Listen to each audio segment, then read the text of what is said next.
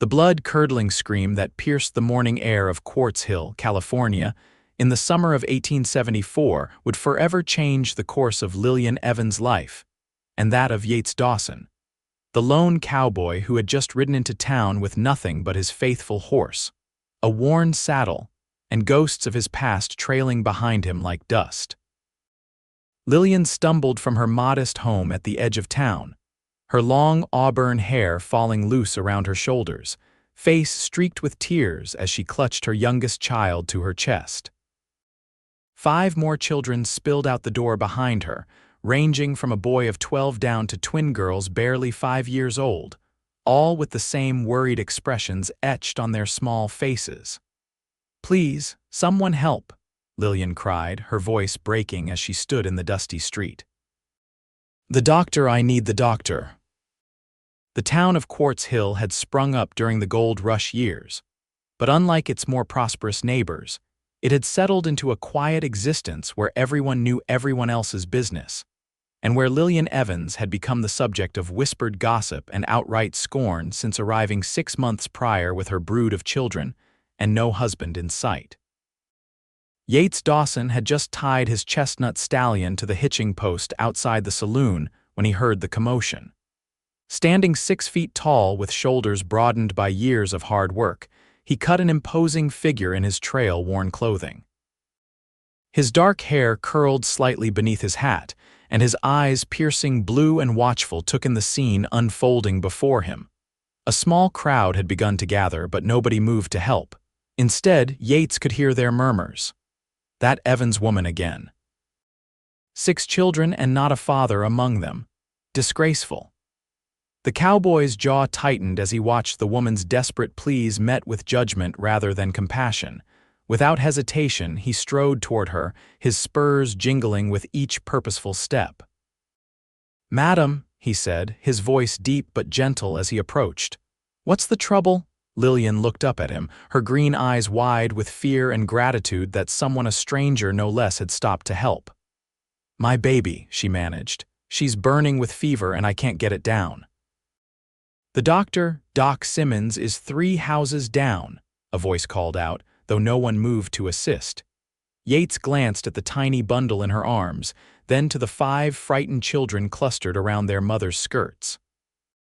He'd never been one to shy away from a challenge, and something about the quiet dignity in this woman's bearing, despite her obvious distress, stirred something within him. "I'll take you," he said simply, and before anyone could react, he whistled sharply.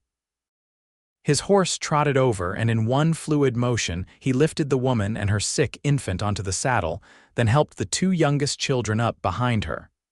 "You 3, he pointed to the older children, "follow along. We're going to get your sister some help." As they made their way through town, the whispers followed them like shadows. Shameful display.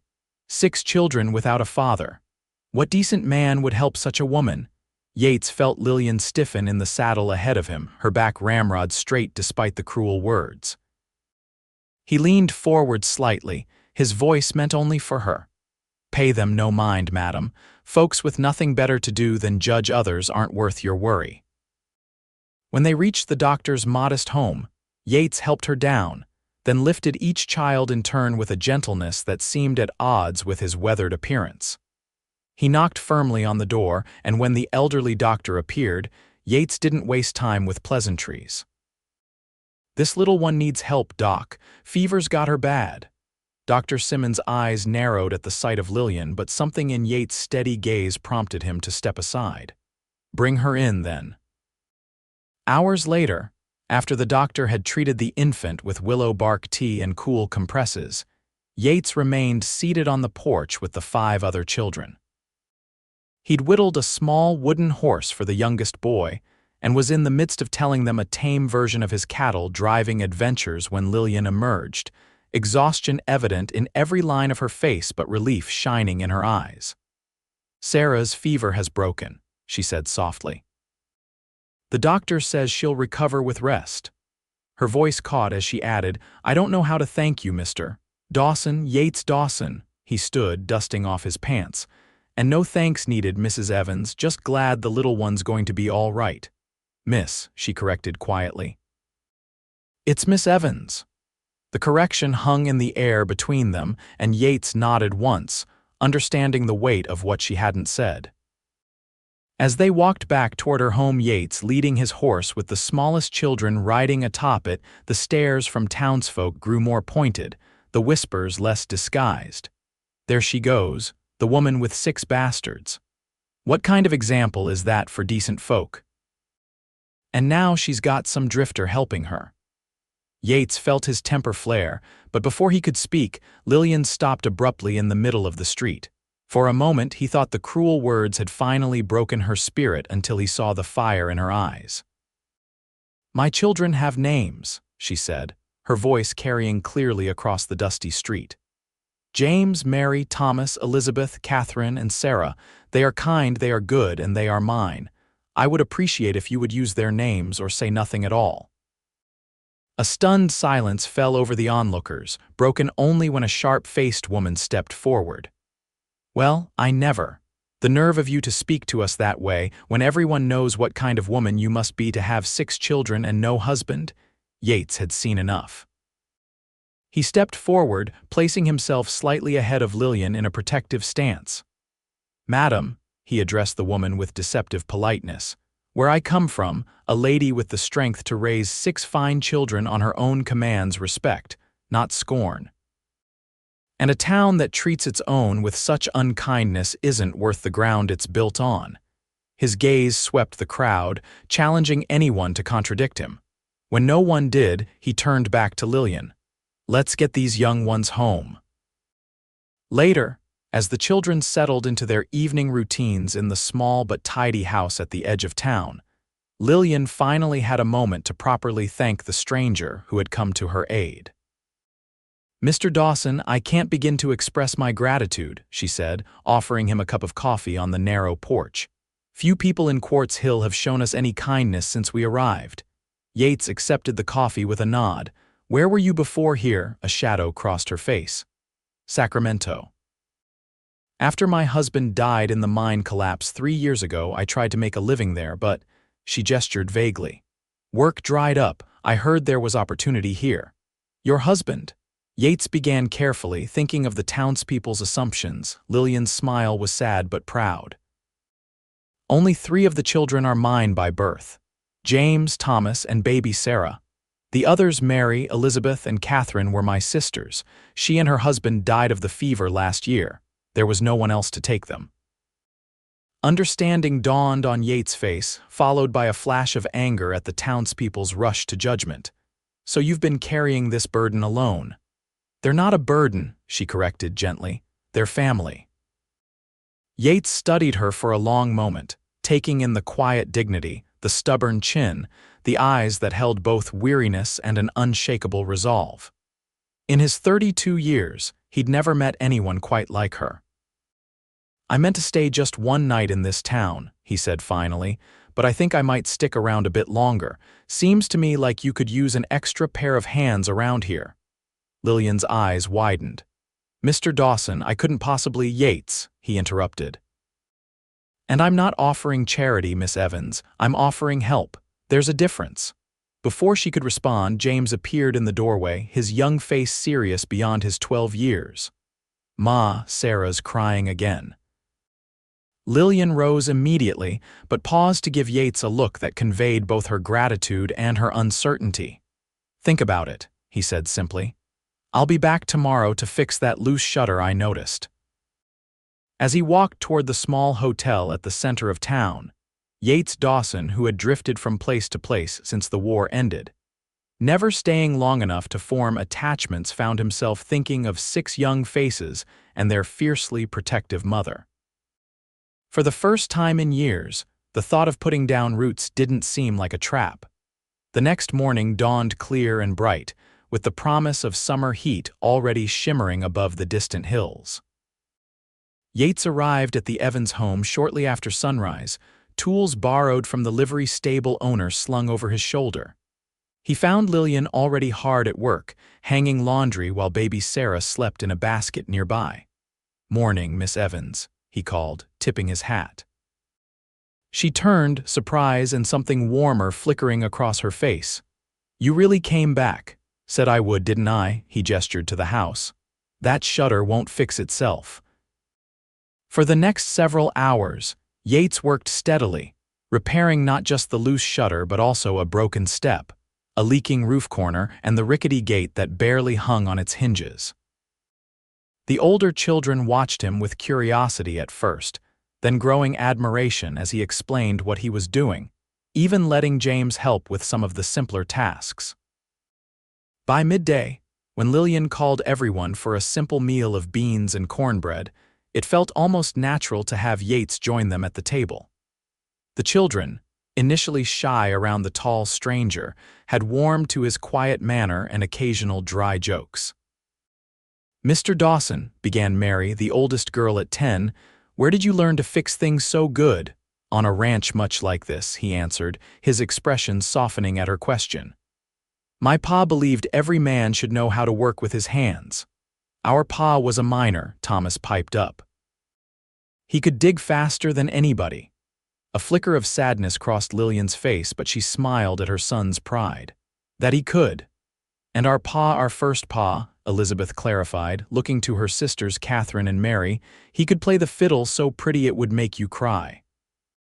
"Sounds like you all had fine fathers," Yates said gently, noticing how Lillian's hand trembled slightly as she served the youngest children. Later, as the children scattered to their afternoon chores, Lillian walked Yates to the edge of the property.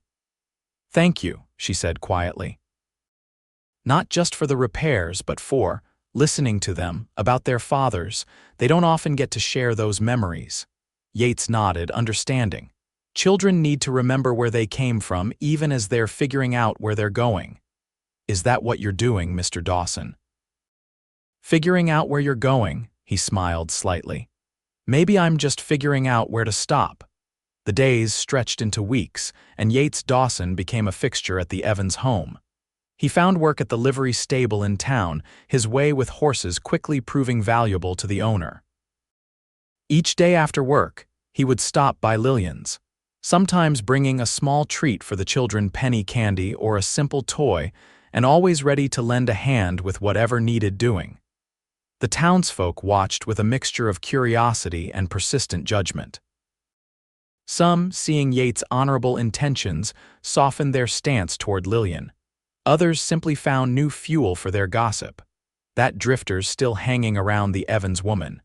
Wonder what he sees in her, saddled with all those children. No decent woman would allow a man to call so regularly without proper intentions. Lillian heard the whispers, of course. They stung, but she had developed a thicker skin over the months in Quartz Hill. What bothered her more was the growing awareness of her own feelings for Yates' feelings that went beyond gratitude, beyond friendship, to something that made her heart race when she saw him walking up the path to her door. It was foolish, she told herself sternly. A man like Yates, kind, handsome, unencumbered, would never seriously consider a woman with her complications. His help was born of decency, nothing more. Yet sometimes she caught him looking at her with an expression that made her wonder. One evening in late summer, as a rare thunderstorm rolled across the valley, Yates sat on the porch with Lillian after the children had gone to bed.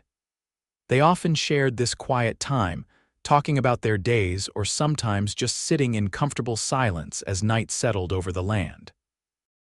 "I heard something in town today," Yates said finally, his voice carefully neutral. "The school teacher's leaving, getting married and moving to San Francisco." Lillian nodded. "Mrs. Patterson told me yesterday. She seemed very happy. Folks are wondering who'll take her place." He paused, then added, "I mentioned that you used to teach in Sacramento." She turned to him, surprised. "How did you know that?" "James told me. He's proud of you." Yates smiled slightly, said you're the smartest person he knows. Teaching was. "It was something I loved," Lillian admitted, a wistfulness in her voice. "But that was before. The school board would never hire me now, not with how people talk." Yates' jaw tightened. Maybe it's time people in this town learned to see past their own narrow thinking. The passion in his voice made her study him more closely. "Why does it matter so much to you, Yates? Why do we matter?" The question hung between them, weighted with all the things neither had dared to say.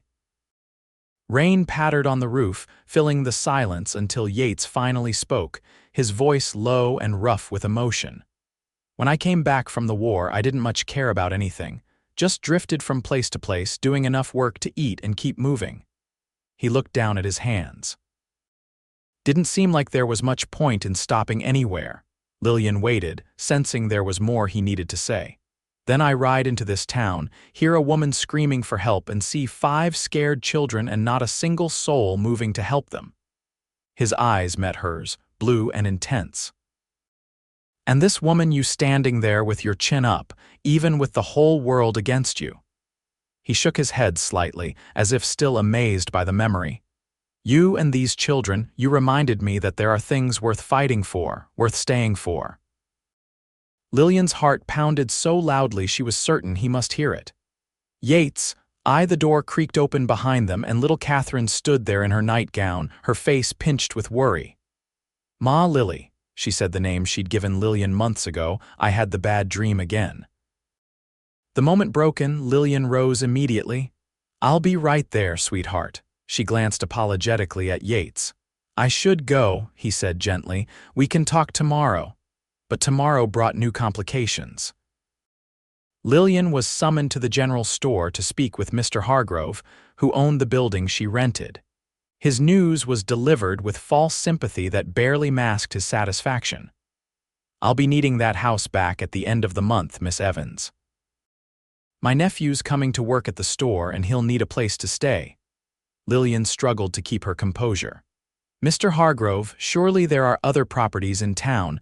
We've been good tenants, always paid on time, the matter's settled, he interrupted coldly. And I'd thank you not to make a scene in my store. She left with her dignity intact but her mind racing.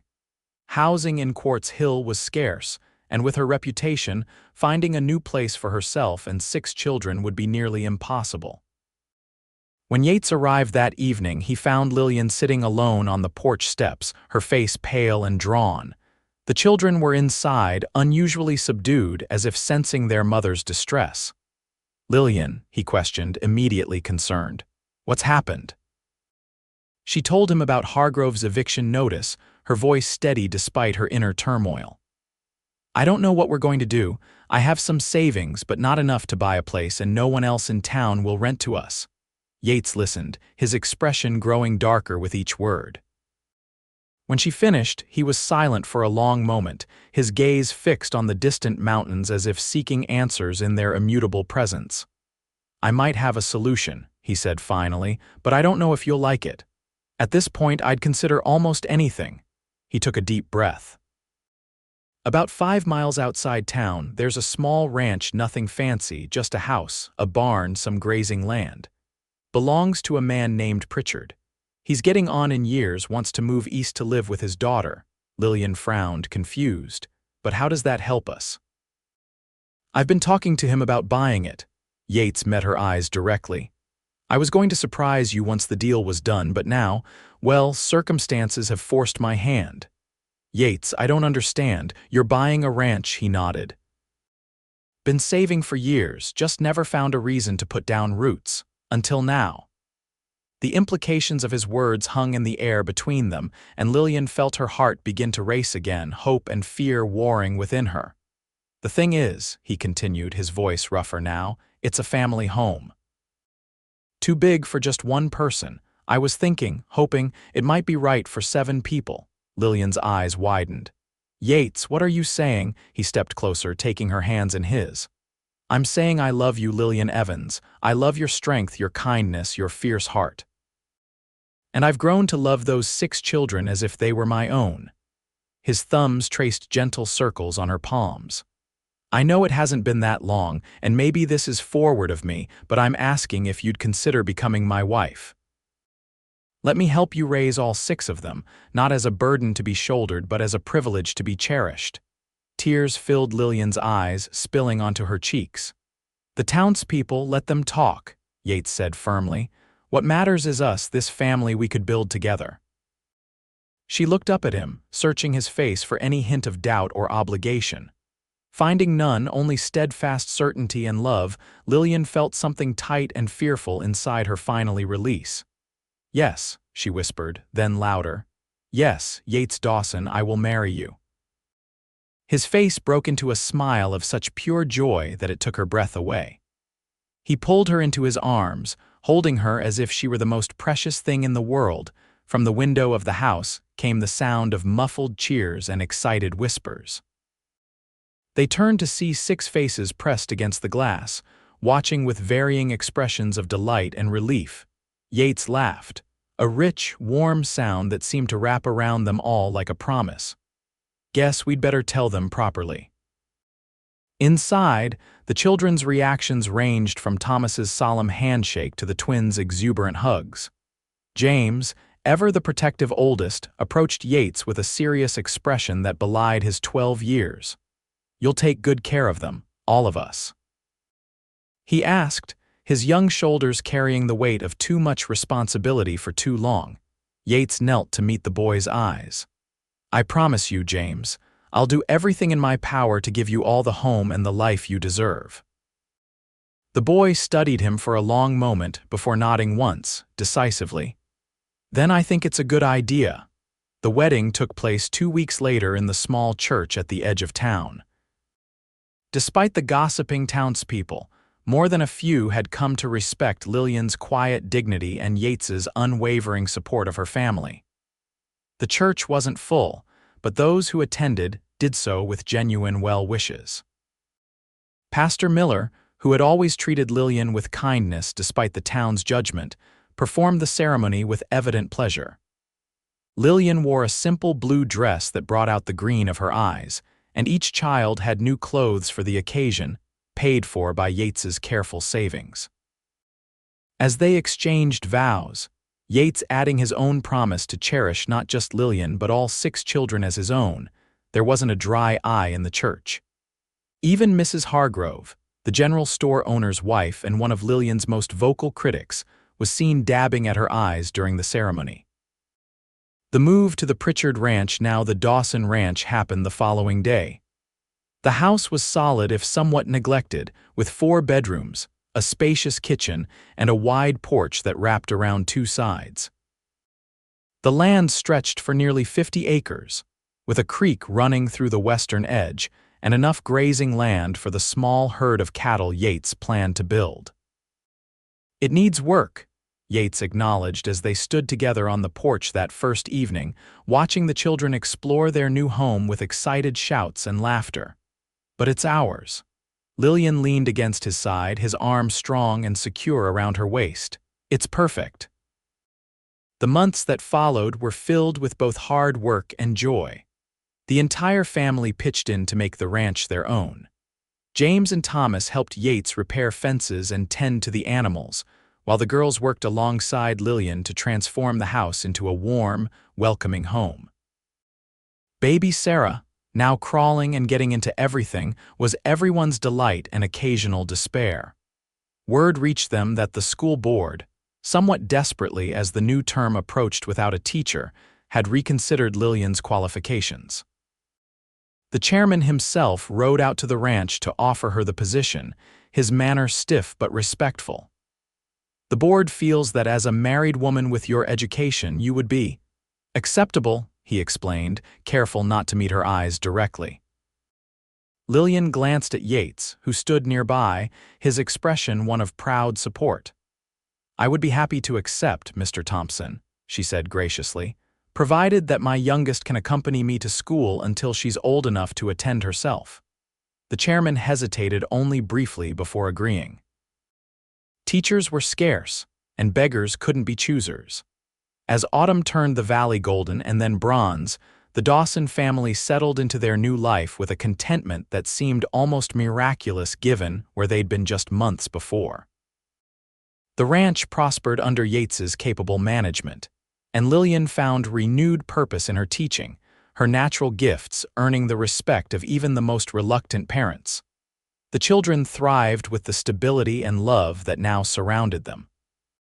James, released from some of his premature responsibilities, discovered a talent for breaking horses that made Yates beam with pride. Mary revealed an aptitude for numbers that Lillian nurtured carefully, while Thomas spent hours with Yates learning the cattle business with serious attention. The younger girls blossomed too. Elizabeth with her gift for music that Yates encouraged by bringing home a used piano from a family moving west. Catherine with her gentle way with animals and growing skill in the kitchen. Even baby Sarah, now toddling and talking, showed signs of a strong personality that made Yates laugh and Lillian pretend to worry. As Christmas approached, Quartz Hill experienced one of its rare snowfalls, transforming the landscape into something magical and unfamiliar. The Dawson Ranch, with smoke curling invitingly from its chimney and candles glowing in every window, stood as a beacon of warmth against the white wilderness. Inside, preparations for the holiday were in full swing. Lillian and the girls were baking, filling the house with the scents of ginger and cinnamon, while Yates and the boys had brought in a perfect pine tree that now stood in the corner of the main room, awaiting decorations. "I have something for you," Yates said quietly to Lillian as the children busied themselves stringing popcorn garlands, "but I wanted to give it to you privately."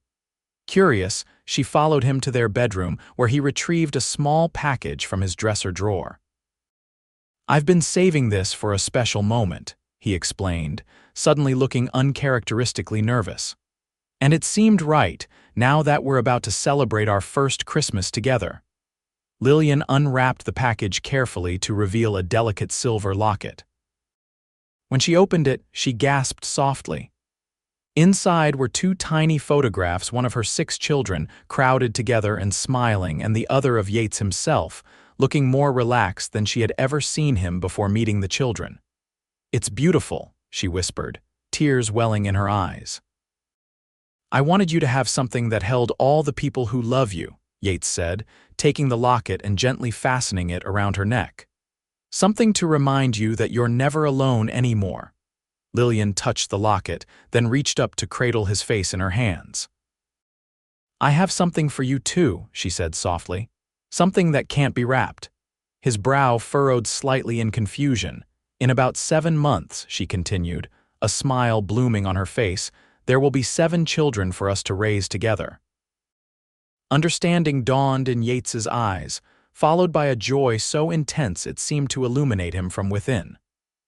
"A baby, our baby," she nodded, laughing as he swept her into his arms, lifting her off her feet in his excitement before quickly setting her down again, suddenly concerned. "Are you all right? Should you be resting? Do you need?" Lillian silenced him with a kiss. "I'm perfectly fine, Yates Dawson. Women have been having babies since the beginning of time." "Not my wife," he countered, his hands gentle as they rested on her still flat stomach. "Not carrying my child." The reverence in his voice moved her deeply. This man, who had stepped into the chaos of her life without hesitation, who had chosen to love children not his own as if they were his greatest treasure, now looked at her with such wonder at the prospect of their child. "Should we tell the children?" he asked after a moment. Lillian nodded. "It's their gift too, isn't it? Another brother or sister to love." When they returned to the main room, the children looked up expectantly, clearly sensing something important was about to happen. "Your mother and I have some news," Yates began, his arm secure around Lillian's waist. "Are we getting a horse?" Thomas interrupted eagerly. "You said maybe in spring, better than a horse," Yates laughed, "though not quite as useful for riding." Lillian stepped forward slightly. "In the summer, God willing, we're going to have a new baby in our family." The reactions were immediate and varied, the older children understanding at once, the younger ones needing more explanation.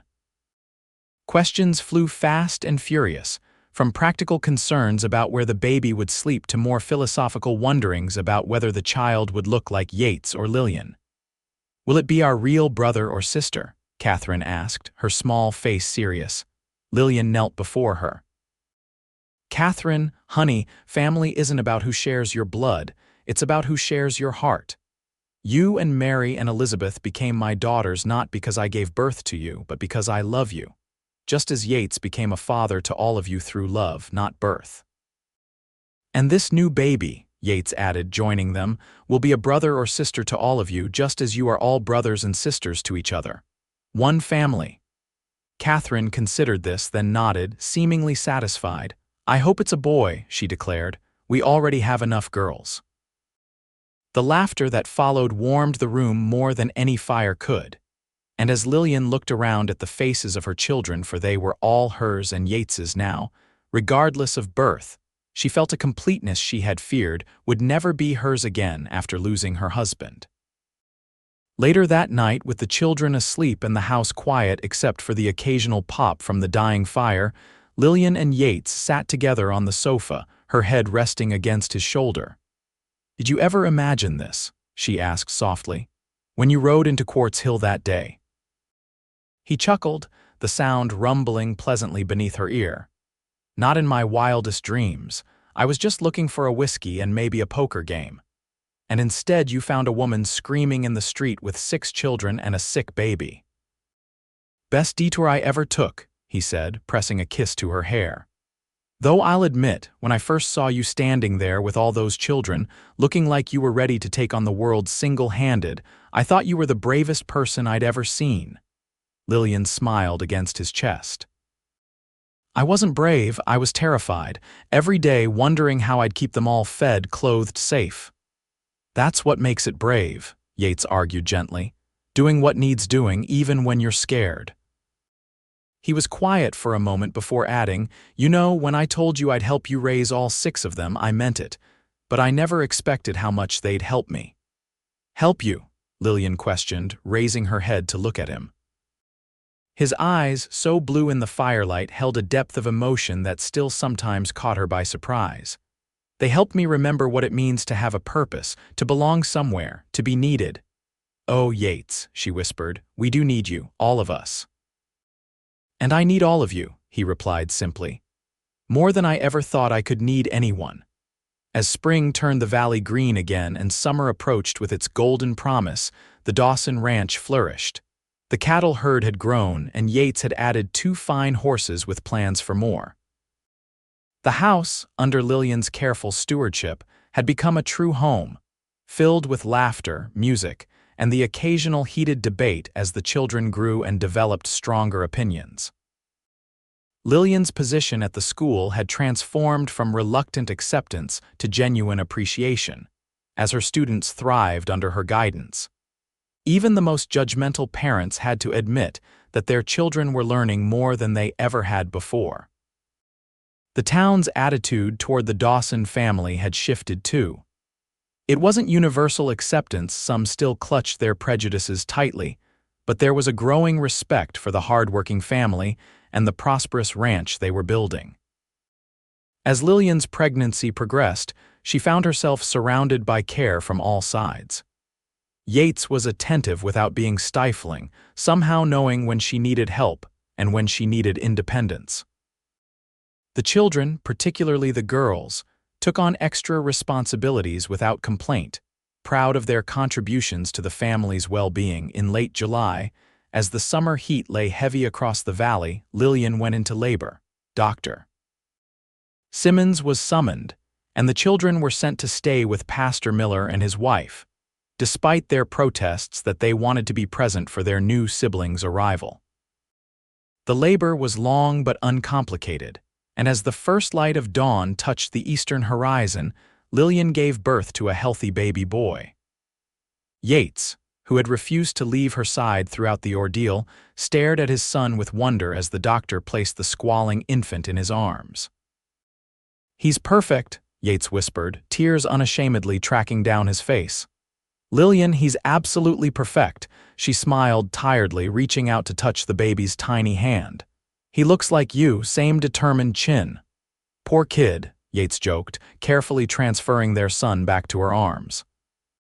What shall we call him? Lillian studied the small face, already showing signs of Yates's strong features.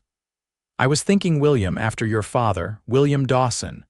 Emotion tightened Yates's throat. You do that, name him after my pa, of course, she said softly. He should know where he comes from, even as he's figuring out where he's going.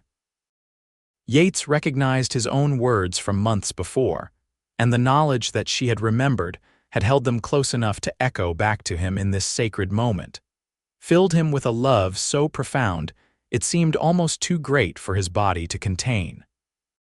"I love you," he managed, bending to kiss her with infinite tenderness. "I love you both so much." Later that day, when Lillian had rested and the baby had been fed, the children were allowed to return home to meet their new brother. They filed into the bedroom where Lillian sat propped against pillows, baby William cradled in her arms. Yates stood beside the bed, watching with pride and amusement as each child approached with varying degrees of excitement and trepidation. "He's so tiny," James marveled, his voice cracking slightly as adolescence began to make itself known. "All babies start tiny," Mary informed him with the authority of her 11 years, "but they grow fast." Thomas peered at his new brother with scientific interest. "His face is all red and squished."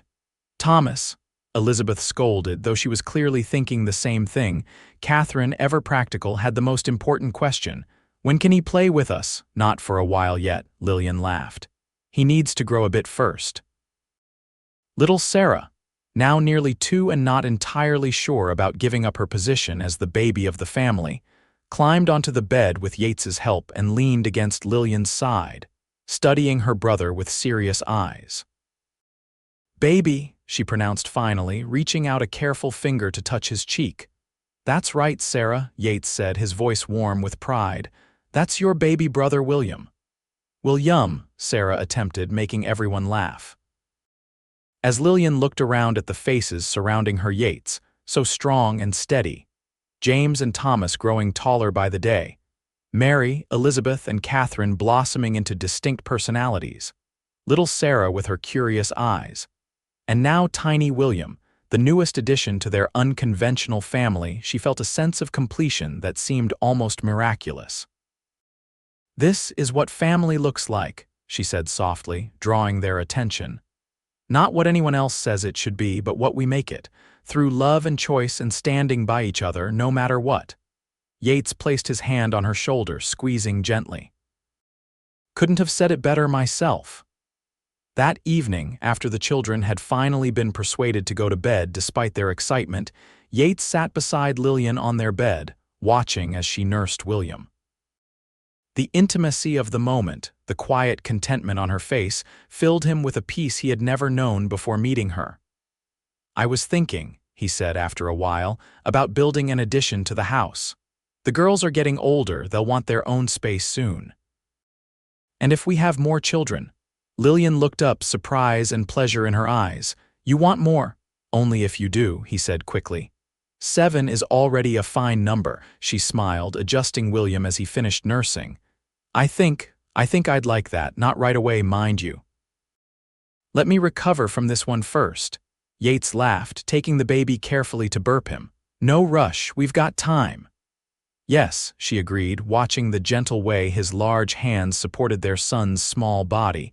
"We have all the time in the world," and they did. Over the years that followed, the Dawson family continued to grow and thrive. 2 more children joined them, another boy they named Robert, and a girl they called Hope, born as Lillian approached her 40th year, a joyful surprise to the entire family. The ranch expanded, becoming one of the most prosperous in the county. The older children grew up, some staying to work the land, others venturing out to pursue their own dreams, but always returning home for Christmas and other important gatherings. James became a respected horse trainer, eventually taking over much of the ranch's operations as Yates grew older. Mary, with her gift for numbers, went east to attend college, a scandal at first, but later a source of immense pride when she returned as one of the first female accountants in the state. Thomas's interest in medicine led him to become a doctor, setting up practice in Quartz Hill and surrounding communities. Elizabeth's musical talents bloomed into a career teaching music, while Catherine's nurturing nature found its purpose in midwifery. Sarah developed her mother's love of education, eventually taking over Lillian's position at the school when Lillian decided to retire. William, so like his father in temperament and strength, became a rancher in his own right, while Robert's inventive mind led him to engineering. And little Hope, the baby of the family, combined her father's practicality with her mother's compassion to become a nurse. Quartz Hill grew and changed too, the initial prejudice against Lillian and her children fading into distant memory as the Dawson family became pillars of the community. Few remembered, or cared to remember, the cruel whispers that had once followed a desperate woman with 6 children and no husband. What they remembered instead was the love story that began when a drifting cowboy heard a woman's cry for help and decided to stay. They remembered the family that grew not just through birth but through choice, through the daily decision to love and support each other despite challenges and differences. On their 30th wedding anniversary, Lillian and Yates hosted a celebration at the ranch that brought together not just their 9 children, but also a growing number of grandchildren, friends, and neighbors. The house and yard were filled with laughter, music, and the chaotic joy of a large, loving family. As evening approached, Yates found Lillian sitting on the porch swing, watching the festivities with a contented smile. Her auburn hair now streaked with silver, the lines around her eyes speaking of years of laughter and occasional tears. She was more beautiful to him than ever. He sat beside her, taking her hand in his as naturally as breathing. "Happy anniversary, Mrs. Dawson." She turned to him, her green eyes still bright and clear. 30 years. Can you believe it? Best 30 years of my life, he said simply. Though I'm looking forward to the next 30 even more. Lillian laughed, leaning her head against his shoulder, always the optimist. Just counting my blessings, Yates replied, his voice soft with emotion. And they started the day. I heard a woman screaming for help in a dusty street, surrounded by children and judgment. And you said you'd help me raise all 6, Lillian remembered, squeezing his hand. Best decision I ever made, Yates affirmed. Though I had no idea what I was getting myself into. 9 children, 12 grandchildren so far, and the respect of an entire community, Lillian summarized. Not bad for a drifter and a woman who was once the scandal of Quartz Hill. Yates laughed, the sound as warm and genuine as it had been 30 years before. Not bad at all. As the sun set behind the distant mountains, casting long golden shadows across the ranch they had built together, Lillian and Yates Dawson sat hand in hand, surrounded by the living proof of their love and commitment, a family created not by convention but by choice, by the courage to see beyond judgment to the possibilities that lay in the simple words, "Then I'll help you raise all 6." In the years to come, their story would be told and retold, becoming something of a legend in Quartz Hill and beyond, not because it was extraordinary in its events, but because it was extraordinary in its heart. It was a story of love that saw beyond circumstance, of family built through choice as much as blood, and of a community that, however reluctantly, learned to judge less and accept more. But most of all, it was the story of Lillian and Yates, who found in each other and in 9 children not a burden to be shouldered, but a blessing to be cherished, the greatest blessing of all.